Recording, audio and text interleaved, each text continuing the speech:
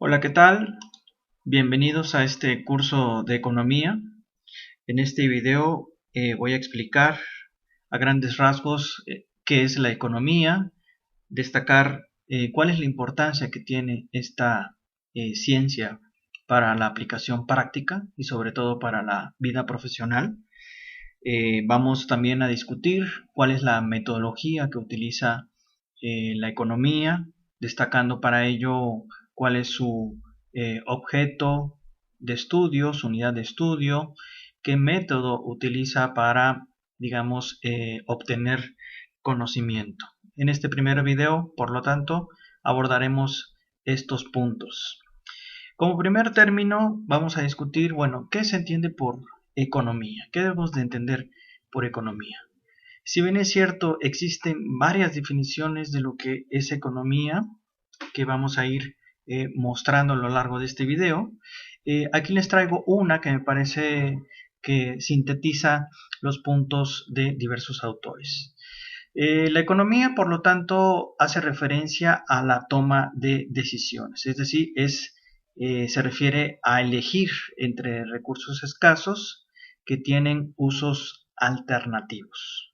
Recursos escasos que tienen usos alternativos. Esa es una primera definición. Vamos a ir presentando algunas otras, eh, pero antes de hacerlo, queremos destacar que es una ciencia que se encarga en general del estudio no solamente de la producción, sino también del intercambio, de la distribución y del consumo de bienes y servicios para satisfacer necesidades humanas. Aquí vamos a destacar una primera definición de este autor, Federico Engels, que pone el acento en las diferentes fases del proceso desde el proceso de producción hasta llevar el producto o el servicio al consumidor final. Vamos a destacar otras definiciones retomando al propio Engels. Por ejemplo, Stanley Fischer establece que la economía es el estudio de la forma en que las sociedades deciden qué van a producir, cómo lo van a hacer y para quién. Es decir, respondiendo a las preguntas básicas: qué producir, cómo hacerlo y para quién. Que responde en parte o se plantean preguntas propias del problema económico, con los recursos escasos y limitados que se tienen en una determinada sociedad. De ahí la sabiduría para saberlos aplicar. Retomamos aquí a Paul Samuelson, que establece que la economía es la ciencia que se ocupa del estudio de las leyes económicas que indican el camino que debe seguirse para mantener un elevado nivel de productividad, mejorar el patrón de vida de la población y emplear correctamente los recursos que sabemos que siempre son escasos. Y finalmente volvemos a mencionar a Federico Engels. Este economista señala que la economía política es la ciencia que estudia las leyes que rigen la producción, la distribución, la circulación y el consumo de bienes materiales que satisfacen necesidades humanas. Todos ellos ponen el acento en dos cuestiones: en que los recursos con los que cuenta una sociedad son limitados, de allí la necesidad de optimizar esos recursos, y también hacen énfasis en las decisiones de cómo asignar esos recursos que son escasos en una economía para hacerla, digamos, óptima. Volvemos al punto número 2, que es ¿por qué es importante estudiar economía? ¿Sí? ¿Por qué estudiamos economía?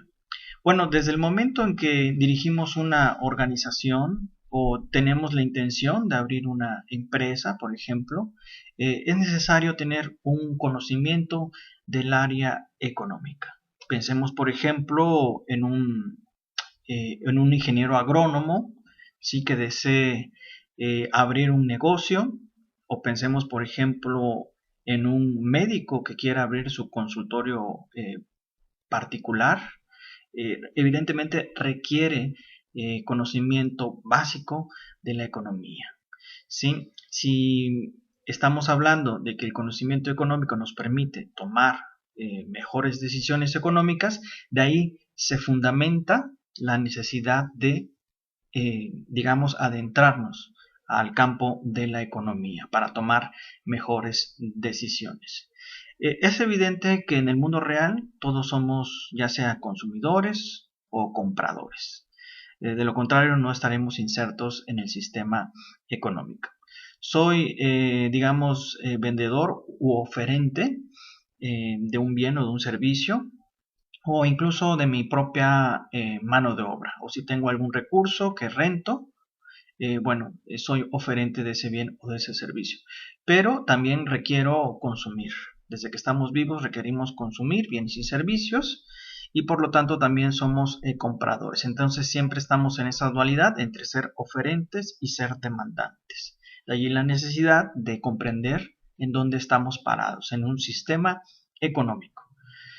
Digamos, desde el punto de vista del oferente o del productor, es importante dar respuesta a algunas preguntas, como por ejemplo las que aquí se plantean. ¿Sí? Desde el punto de vista del oferente, sería, bueno, qué producir, cuánto hacerlo, en dónde vender ese producto, a qué precio hacerlo, cuándo vender, qué impuestos debo de pagar.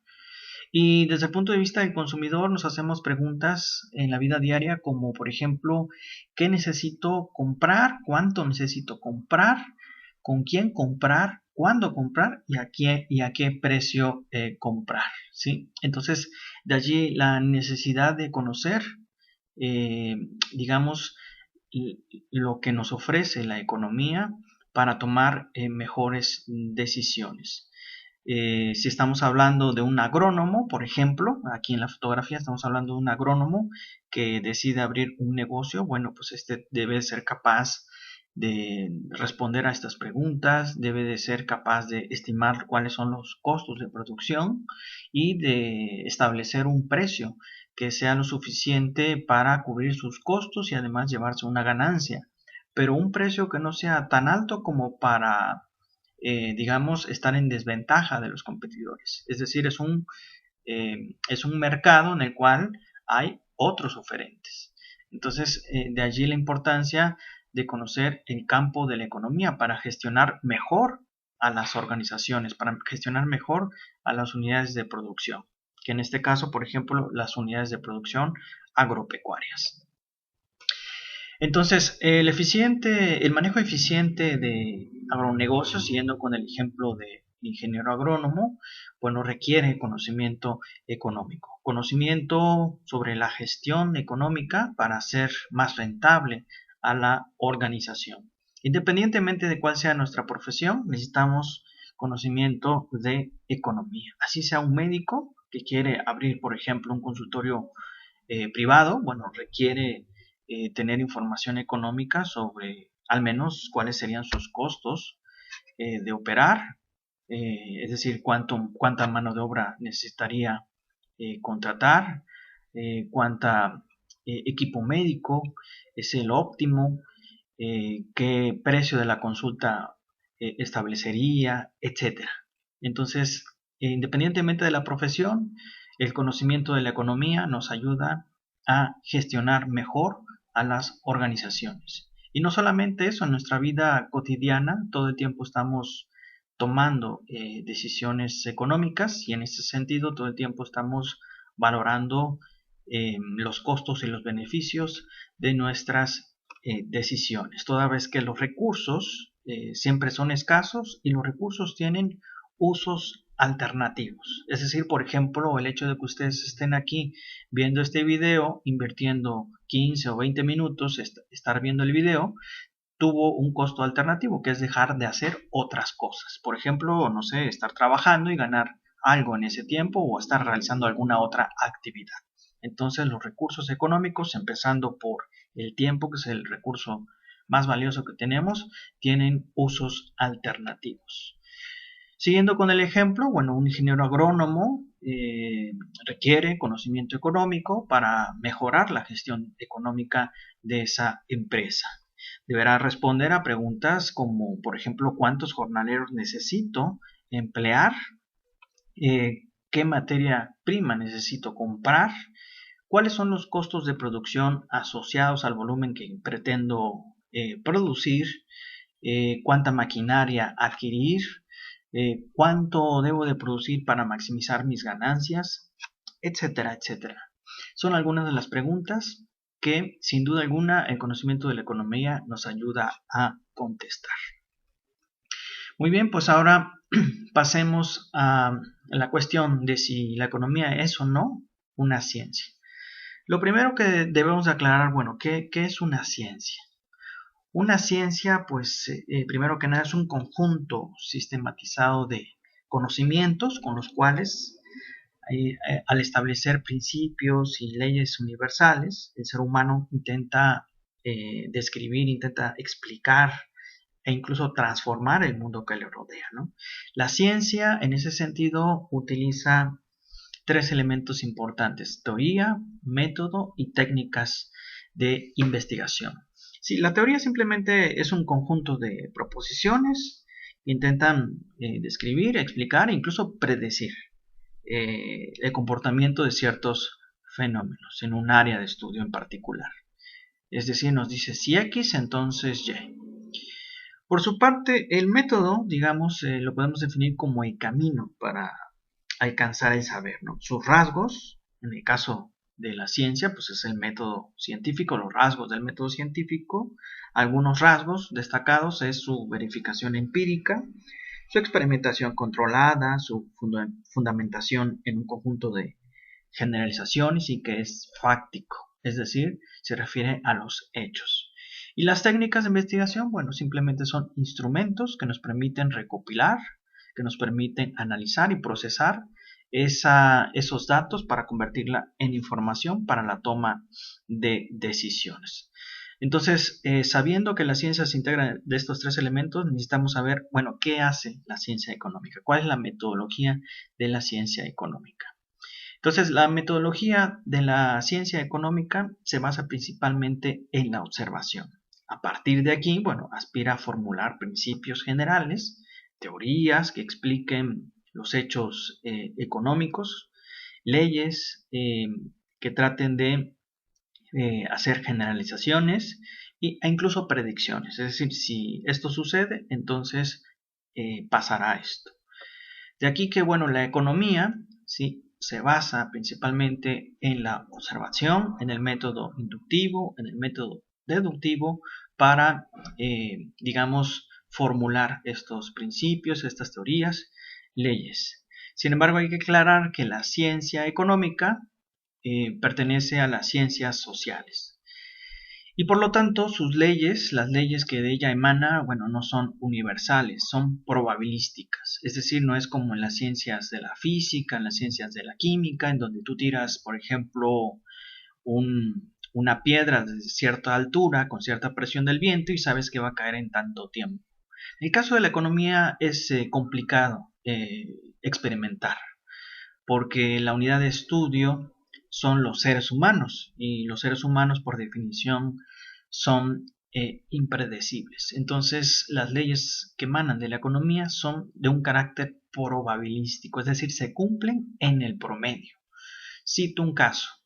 La ley de la demanda nos establece que existe una relación inversa entre precios y cantidades demandadas, de tal suerte que si el precio sube, la cantidad demandada disminuye y viceversa. Sin embargo, bueno, esta es una generalización que se cumple en el promedio. Pensemos, por ejemplo, en la carne de res. Si baja el precio de la carne de res, tiende a aumentar su consumo y viceversa. Entonces, si sube el precio de la carne de res, tiende a disminuir su consumo. Y si baja el precio de la carne de res, tiende a subir su consumo. Es decir, hay una relación evidentemente inversa entre precios y cantidades demandadas. Sin embargo, ¿qué sucede si una persona es vegetariana? Aunque el precio baje, de ninguna manera va a consumir carne. Entonces, por eso decimos que las leyes en economía son probabilísticas porque se cumplen en el promedio. Estamos hablando de que las unidades de estudio son seres humanos, que por definición son impredecibles. Entonces hay que tener cuidado a la hora de, digamos, intentar hacer generalizaciones. También es importante destacar que el contexto importa, ¿sí? Lo que es válido en un país puede no ser válido en otro país por cuestiones, digamos, culturales. Entonces, la economía, sí, utiliza un método, pero digamos, las leyes que de ella emanan son probabilísticas. De aquí que una de las herramientas metodológicas que utilizamos a la hora de formular teorías es el llamado ceteris paribus, expresión latina que significa manteniendo todas las otras variables que influyen en ese fenómeno constantes, entonces esto. Entonces sabemos, por ejemplo, retomando el ejemplo que veníamos planteando, sabemos que existe una relación inversa entre el precio y la cantidad demandada. Sin embargo, hay otros elementos que además del precio influyen en la cantidad demandada de un artículo. Por ejemplo, el ingreso del consumidor es un elemento que influye en su cantidad, en la demanda de ese bien. Los gustos y preferencias del consumidor también influyen en la demanda de un bien. Incluso la temporada, el precio de bienes relacionados como bienes sustitutos o bienes complementarios influyen en la demanda. Entonces hay una gran cantidad de variables que influyen en la demanda, dentro de las cuales el precio es tan solo una de esas variables. Por lo tanto, cuando establecemos leyes en economía, siempre hacemos uso de ceteris paribus, para decir, bueno, si todas las otras variables que influyen en la demanda se mantienen constantes, es decir, ceteris paribus, al bajar el precio, tenderá a aumentar la demanda. Y decimos tiende a más que aumenta, ¿no? Más que como un hecho. Es decir, que en el promedio se cumple. Ahora bien, vayamos a averiguar más sobre metodología económica. ¿Cómo se hace, cómo se genera el conocimiento en la economía?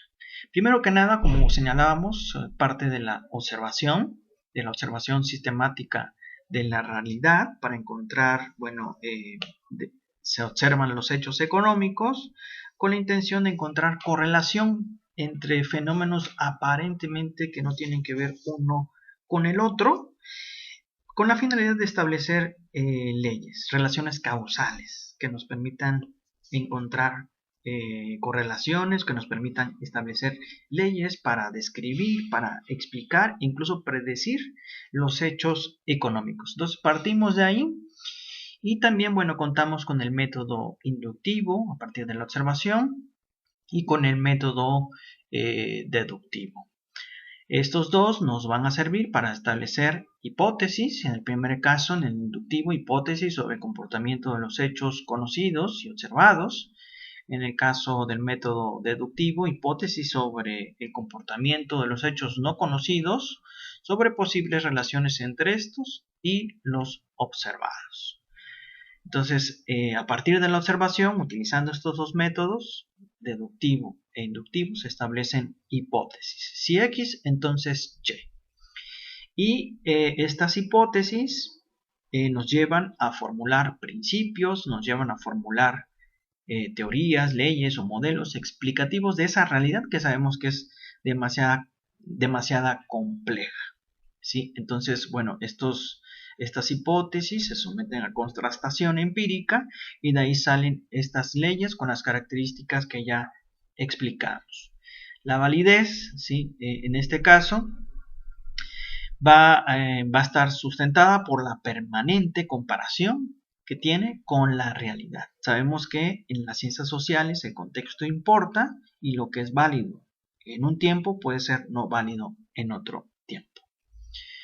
Entonces de aquí, bueno, esto nos lleva de la observación sistemática de la realidad, nos lleva a reformular, a confirmar nuevas observaciones que nos permiten reformular principios, teorías, leyes, modelos explicativos de la realidad. Este es, grosso modo, el funcionamiento de la metodología económica. Y bueno, dentro de las ramas de la economía vamos a ver que existen dos ramas principales. Sin embargo, bueno, antes de abordar ese punto, quisiera asumir o quisiera plantear que en economía planteamos que los individuos toman decisiones, que los individuos son racionales al tomar sus decisiones y que todas las decisiones tienen un costo de oportunidad.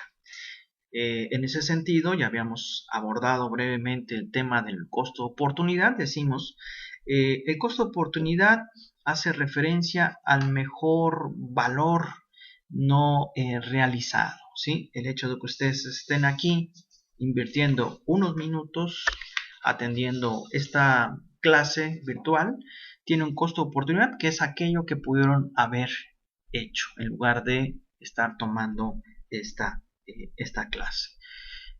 Por ejemplo, alguien que esté invirtiendo su tiempo en tomar una licenciatura a tiempo completo, tiene un costo de oportunidad, además obviamente del pago de la matrícula, de la inscripción y demás. Su costo de oportunidad es el salario que pudo haber obtenido trabajando en lugar de estar estudiando. Ese es su costo de oportunidad. Y el costo para alguien que esté trabajando en lugar de estar estudiando es, evidentemente es lo que pudo haber aprendido en ese tiempo y desde luego lo que pudo haber ganado de tener una formación profesional en su vida. Bueno, a partir de aquí definimos el costo de oportunidad como el valor de la mejor opción que no hemos podido realizar, ¿sí? Entonces los recursos tienen un uso alternativo. Por ejemplo, hagamos otra comparación. En el caso del gobierno, ocupa recursos públicos. El hecho de que tenga un recurso finito, que son los recursos públicos, de ahí debe decidir, bueno, en qué invertir. Si invierte a lo mejor en un hospital, ese dinero se pudo haber utilizado para construir una carretera. Entonces, ¿cuál es el costo de oportunidad? Es lo que dejó de hacer, que en este caso es haber construido esa carretera. ¿Cuál es el objeto de estudio de esta ciencia económica? Bueno, pues aquí depende mucho del autor. Por ejemplo, para autores como Adam Smith, para Robert Solow, son los factores que producen riqueza material en una sociedad. Hay otros, en cambio, que se concentran no tanto en los factores que producen riqueza, sino en la forma en la que se distribuye. Y también hay otros que se enfocan en los factores que condicionan la producción y el empleo. Desean explorar, bueno, por qué hay auges y por qué hay recesiones en una economía. Y hay otros economistas que estudian, bueno, la forma en que se genera desarrollo humano particularmente, con Amartya Sen. La unidad de estudio, hay que decirlo, son los seres humanos que realizan transacciones económicas en un determinado sistema económico. Finalmente, bueno, hay que señalar las diferencias entre la economía positiva y la economía normativa. ¿Es la ciencia una economía que describe los hechos o es una ciencia que se encarga de dar recomendaciones, sugerencias de lo que hay que hacer? En realidad es ambas, ¿sí? Y en este sentido distinguimos entre economía positiva, que es la que describe los hechos, la que observa y describe los hechos, y la parte de la economía normativa, que es la que sugiere qué hacer, ¿sí? Entonces la economía descriptiva describe los hechos económicos, los observa sistemáticamente y bueno, a partir de aquí encuentra relaciones entre fenómenos aparentemente que no tienen que ver uno con el otro para hacer teoría económica, que es formular principios, teorías, leyes o modelos con base en las descripciones y observaciones de la economía descriptiva. Y bueno, la economía normativa utiliza estos hallazgos de la teoría económica para implementar acciones para alcanzar un determinado fin. Es decir, es la economía normativa, que se concretiza en la política económica. ¿Qué hacer para alcanzar determinados fines económicos? Del estudio, es decir, la práctica, ¿no? Impactar en la realidad. De ese impacto en la realidad también nos interesa ver qué sucedió, qué impacto tuvo tal política económica, y de ese impacto que nos interesa estudiar, surgen también recomendaciones para adecuar, en su caso, la teoría económica. Entonces, todo parte de esa observación sistemática de la realidad. Las ramas de la economía, como ya señalábamos, son dos, la micro y la macroeconomía. La microeconomía, bueno, es el estudio de la conducta individual de los agentes económicos, por ejemplo, el consumidor y el productor, mientras que la macroeconomía estudia los grandes agregados globales. Por ejemplo, el Producto Interno Bruto, el nivel de precios, el tipo de cambio, las tasas de interés, entre otros. Estos son, a grandes rasgos, digamos, las ramas de la economía. Espero que este video haya sido de utilidad y nos vemos en el siguiente video.